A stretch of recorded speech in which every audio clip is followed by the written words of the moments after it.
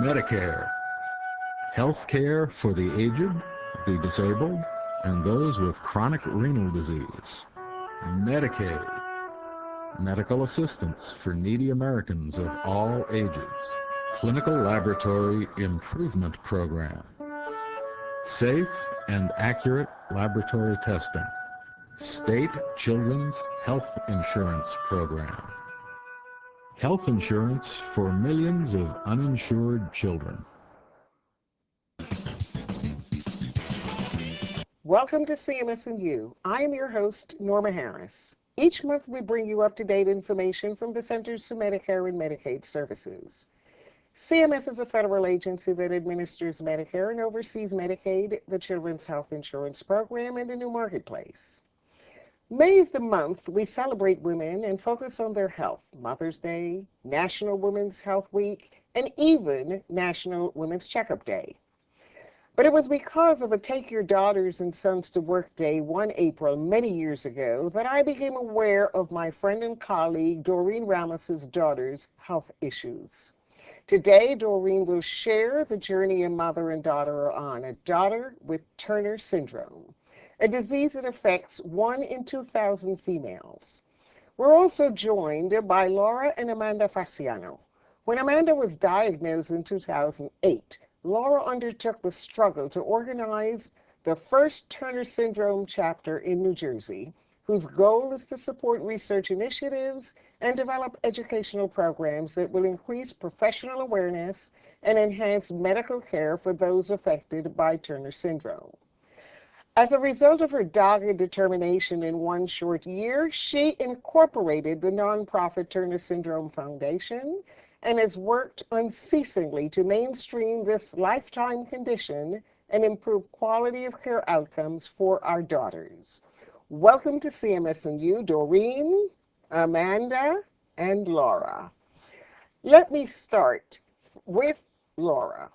Laura, tell us, please, the very first thing. What is Turner Syndrome? Turner Syndrome is a female-specific chromosomal abnormality. It's random. It could happen to anyone. And do you have any idea, can you tell us when it was discovered? In the late 30s, Dr. Henry Turner diagnosed, he put together clusters of symptoms and called it eventually a syndrome that became known as Turner Syndrome. Amanda, can you tell us, we're so happy to have you here because it is nice to see you. You've developed over the years, and we want to know, can you tell us a little bit about what kind of symptoms that you were showing that got your mother so concerned about you? It was mainly my height. I was always just average height, and then as we started to get older, you know, I was falling behind, which I think was around like 1st grade. Everyone else was starting to go through their growths, and I was falling behind. Now, welcome to my friend and colleague, Doreen Ramos, who brought this to our attention at CMS, and because this affected her beautiful Jenna.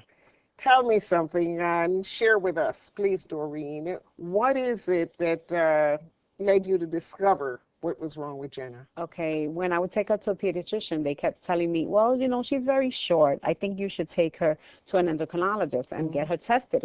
But they never told me what tested means, what were they testing for. So I was actually a person that was in denial. I did not think there was anything wrong with my child. I thought she was small. I thought that she would grow when she was meant to grow. So since I was never given anything that they can tell me this is what she may have. They never mentioned Turner Syndrome. They just said, you need to get her tested, see why she's not growing. So finally I went, and it was, I swore it was just to shut them up, because I was like, no, there's nothing wrong with my child. She's great. So I went to the endocrinologist, and that's at 7 years old she was diagnosed with Turner Syndrome. Has she encountered any difficulties in her life because of this? Actually, I've been learning a lot lately that she has very high anxiety. The treatment that I've been giving her has been for her height. She's on growth hormones that she's been taking for like the last 4 years. It affected her height mostly. There are a lot of symptoms that all Turner girls can have, but with her it's just affecting her height. She's very high anxiety. So that's really right now the major symptoms that she's exhibiting right now. Amanda, can you share with our audience some of perhaps the difficulties that this disease that you've had? And it seems to me as if you've overcome it beautifully. But can you share some of the difficulties that you faced during your growing years? Hearing loss and nonverbal learning disability. I get distracted very easily. I have ADD, and I think that's from it. And hearing loss. Yes, you did I mention lost 50% in each year, and I had to get tubes. So, yeah. Okay. And now I do not have tubes in my ear anymore. I overcame that. But when I was first diagnosed, I started losing my hearing. And, Okay. yeah. Now, if you're just tuning in and you want to know why we have this young lady here and these two people, we're talking about something that we've not heard much about over the years. It's called Turner Syndrome. And my colleague, Doreen Ramos, her daughter has it. And our friend here, Laura Fasciano, she has formed a foundation that works to educate people. And her daughter, Amanda, was the trigger for all of this. Now, Laura, have they determined what causes Turner Syndrome? It is primarily the loss or the partial deletion of the secondary X that occurs at the time of conception. And typically, a family would not know about this. Many of the babies are lost to Turner Syndrome. Just between 1 to 3% of the fetuses will survive. 97% are early miscarriages or late-term stillbirths. And this is a population of families that are affected forever. Whether you lose the child or the child is born, you are presented with a set of issues that you have to overcome. And the goal of the foundation is truly to address some of these issues and prepare information and support so that families are given the tools that they need to journey through this process. And in forming the foundation, I recognized right away I had my personal needs for more information, and that's how it started. But more so, I found, in a large part, an uninformed general provider system. Right. Only the endocrinologists seemed, and geneticists, of course, seemed to be quite well-versed and understand the nuances of Turner Syndrome. But the general providers, the pediatric providers, many of them needed more information. And so part of our platform is educating physicians.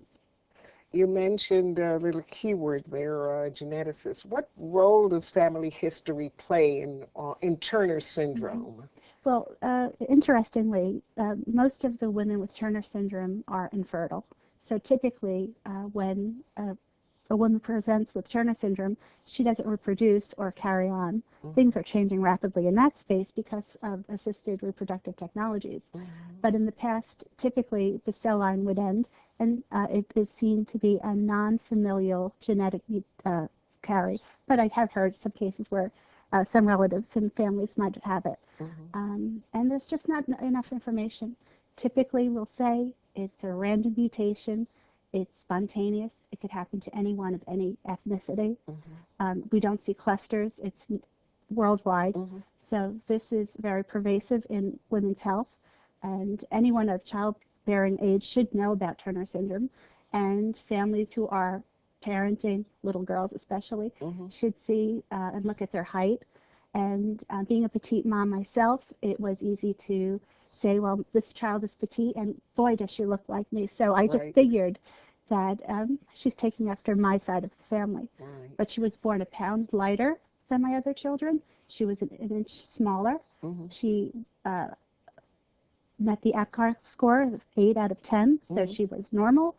She, all of her baby visits, everything was perfect. It was clearly about the time of school age when I noticed that she wasn't growing.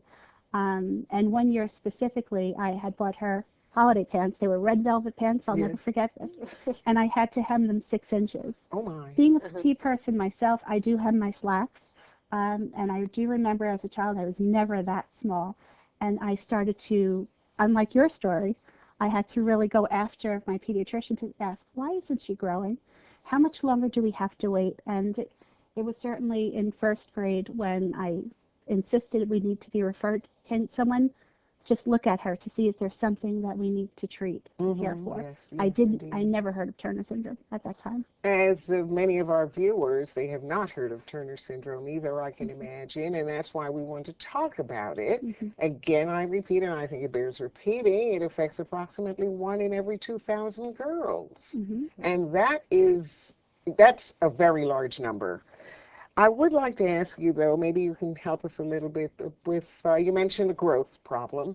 Can you tell us, are there other complications medically and socially that these young women run into? Yes. When we think of the babies that are lost to Turner syndrome, it's typically that they do not have all of the organ systems that are healthy, and affects the lymphatic system, which also can affect the heart and other organs. Some of the conditions that a baby can be born with that could be a sign of Turner syndrome is lymphedema, and it's puffy hands and feet at birth. So if a child has lymphedema at birth, they will then be screened for through genetic testing and possibly diagnosed with Turner syndrome. Many of the children will have cardiac defects and then possibly issues with the kidneys. And those are the 2 organ systems that seem to be affected, and not everyone will have it. We'll talk today about many different issues that are seen in some patients with Turner syndrome, but not all with Turner syndrome. Well, go ahead. Tell us about it now, please. Yes. So if we want to talk about diagnosis, it's the families that go for prenatal screening, possibly the amniocentesis. Those are the children that will be diagnosed in utero with Turner syndrome. It will be picked up. The family then will go for genetic counseling. They'll be surveilled throughout their pregnancy and prepare for a child. And it's uncertain, will that child make it to full term? And when they're born, they'll check the child out and make sure that they're healthy. And they'll make a plan for that child according to what her needs are. Most importantly, the parents become prepared and they educate themselves. And that's the key piece here. What we try to do at the foundation is, as a consumer, what do I need to know and how do I optimize this experience? And what we try to do is create a culture of hope and promise that our babies will make it. And we are evidence, 2 moms sitting here, that our girls made it. And we're, for me, I'll speak of my daughter.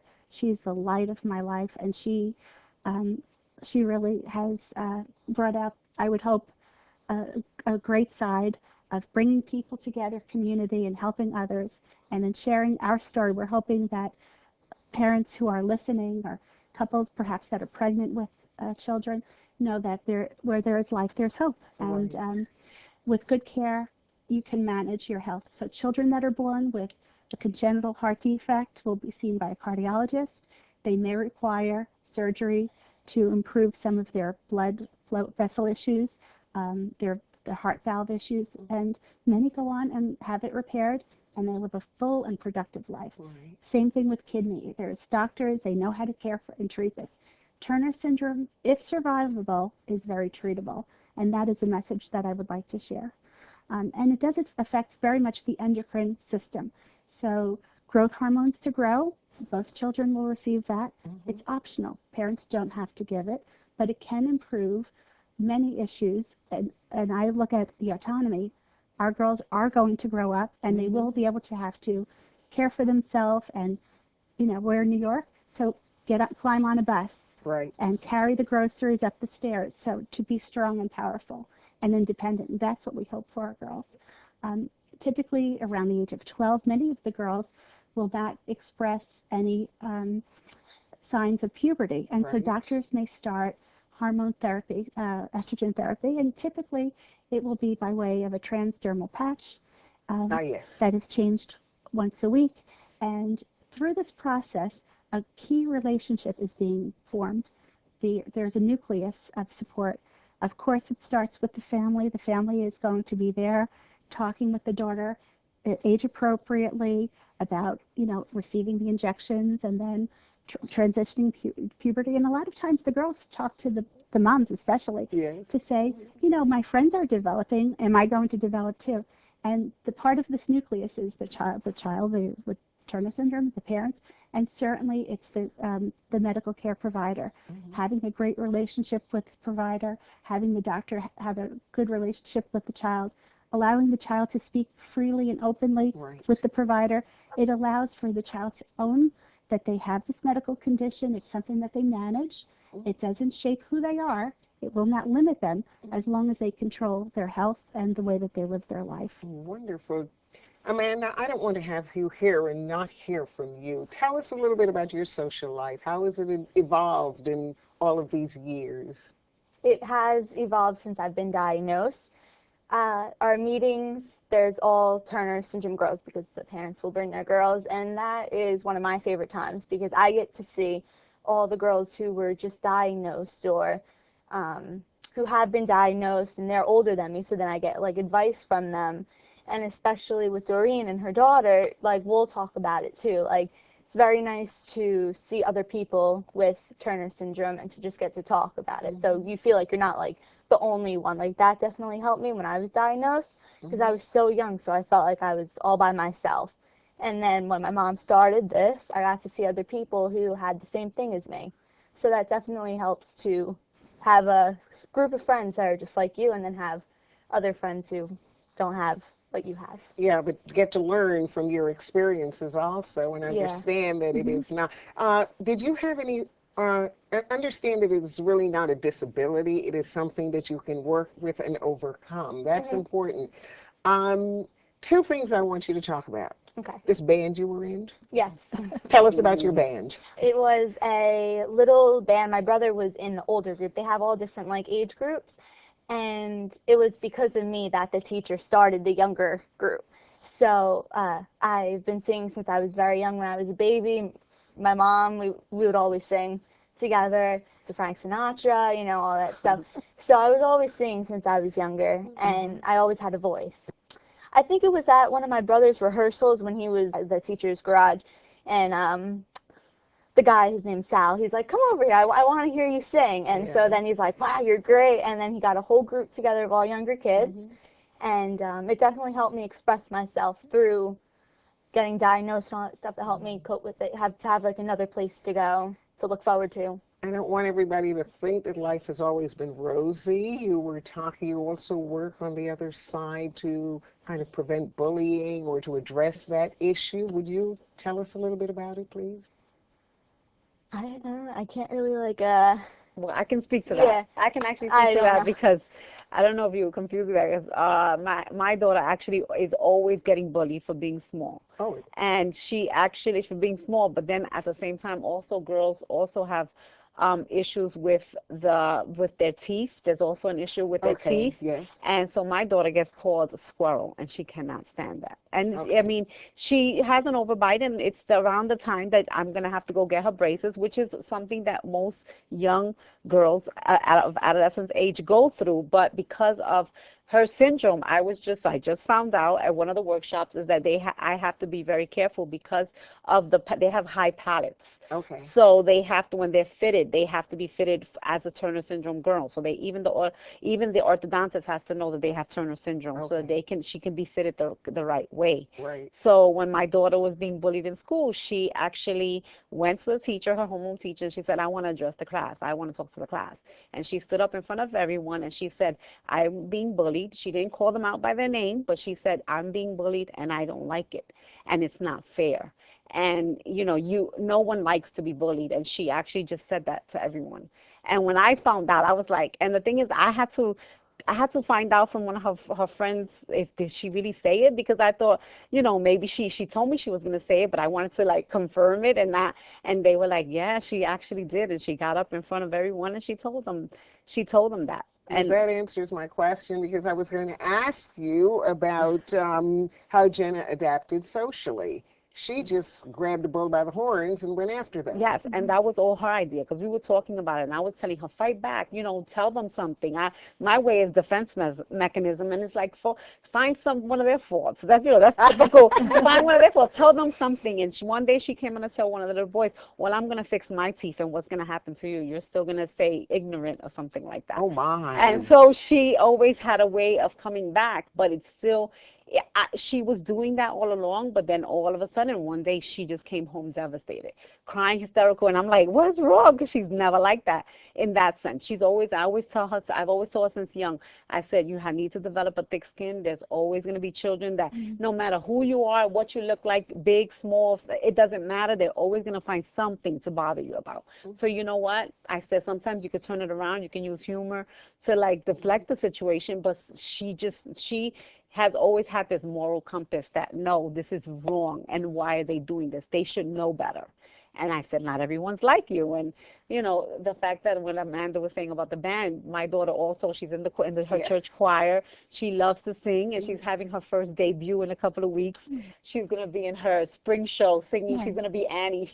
And she's going to be singing the song Maybe, so she's really excited about that. Wonderful. You talked a little bit about the diagnosis and how you really have to stay on top of everybody because you're the only person who is witnessing that there's something with your child. Yeah. Can you tell us a little bit more about that and some of the things you actually went through in order to get to a diagnosis? Certainly.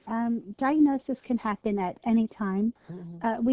Of course, I shared about the MRT, because that would be their youngest age.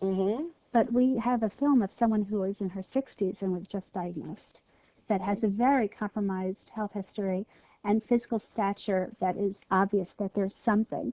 Her whole life, she never received a diagnosis. Excuse me, I'm going to interrupt you for a moment because when we were talking, we talked about girls, and then I realized later you said females.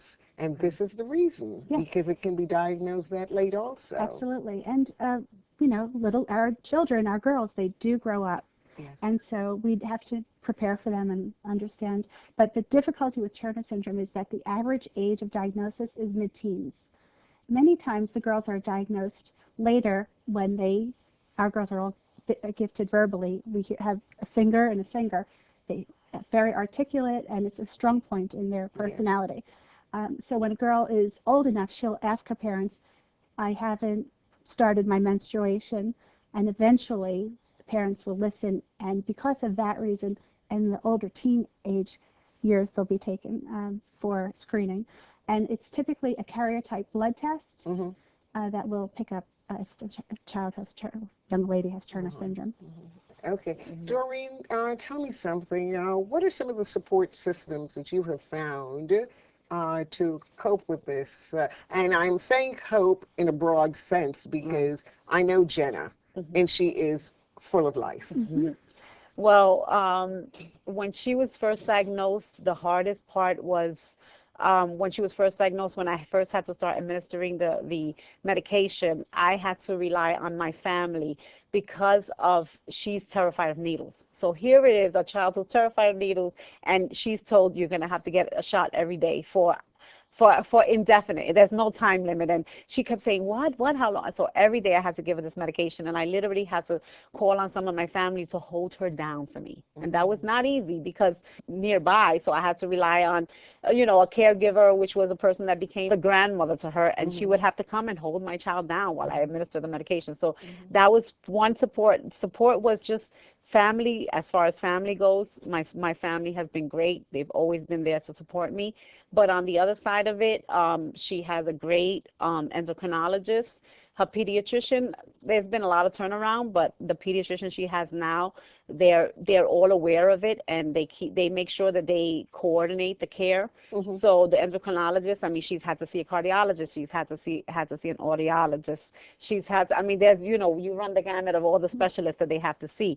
So I go to the Montefiore Children's Hospital, and they've been a great support because they are a children's hospital. So they are definitely specialists, and they only deal with children. So her high anxiety, they've been great with helping me to just talking to her. They let her talk. They let her talk through the whole. And when they need to speak to me, they'll say, "Okay, they have to stop Jenna from talking so that they can talk to me." Yes, but as far as support, I have had great support. And meeting Laura there, and she's been a support. Amanda, they know Jenna now, and that's always also talking with other parents. Laura, tell us how we can get information on your foundation, and here is a book about Turner syndrome across the lifespan. Yes. That is something that people can purchase, I imagine? Yes. Or they can get it on your website? Yes, they can. Okay, tell us a little bit about that. Our website is TurnerSyndromeFoundation.org, and information is there. It's open access to everyone. You can sign up for our newsletter. We have many downloadable and digital resources. We do have an online store where we can purchase some merchandise, and we're all about raising awareness so that more physicians, especially in families of young daughters, will become aware of Turner syndrome. And we have made great strides since the early onset of our foundation. We are partnering with many university hospitals. We have a wonderful medical advisory board, and we are a burgeoning group of volunteers. We find that people who want to do good for women want to help our girls, especially. They know that it starts early in life, good health care, good education systems. So we're always looking for new volunteers to join us at the foundation. Wonderful. And again, you seem to have a lot of material here that you brought with us. You have bands, you have information here on the Turner Syndrome Foundation. All of these are available to you. And just go on your website, which is? TurnerSyndromeFoundation.org. TurnerSyndromeFoundation.org. It is important for us to be aware of some of the issues that affect our young women today. Doreen, Amanda, Laura, thank you for being here with us. Thank you for sharing your pain and your discovery process with us. There is no doubt that discovering your child has a disease many never heard of. That is difficult. And couple that with the fact that only a few years ago your family's resources would have been decimated because no insurer would have covered her. But today, because of the Affordable Care Act, no one can be refused quality care due to lack of insurance. Your policy cannot be canceled. There are out-of-pocket limits to how much you have to pay. That is, there's a maximum amount that you are responsible for, and then the insurance company pays the remainder. The key is, the minute you find out something unusual, consult a doctor and do not relent until you are given an answer you can work with. Equally important, be aware you have access to educational materials, resources, and support groups because of organizations like the Turner Syndrome Foundation. There are also parent groups that provide an opportunity to share ideas and develop coping strategies, as well as peer groups to help reinforce your daughter's self-esteem and provide her with a social network of people who understand her experience with Turner Syndrome. This year marks the 50th anniversary of Medicare, Medicaid, and the Older Americans Act. Since we are also celebrating the 5th anniversary of the Affordable Care Act, we take this opportunity to urge you to take full advantage of the screenings your insurance offers. Only through early detection can we become a healthier nation. Until next time, be well.